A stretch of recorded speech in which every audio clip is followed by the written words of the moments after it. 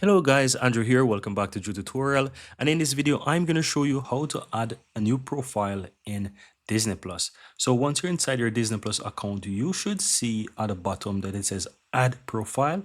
And if you're not seeing this, you can easily add a new profile by clicking on profile in the upper right, or you can hover over it and you'll see add profile.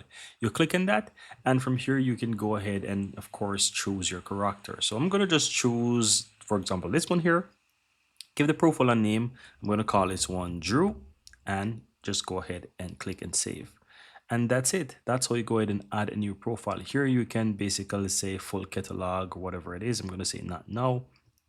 And yeah, there's the new profile, guys. Very easy and very simple. So once you add a profile, whosoever you go on to have access it, they can access it, or you can just go ahead and open it to test it as well. But that's pretty much it, guys. Very easy and very simple. That's how you go ahead and create a new profile on Disney Plus.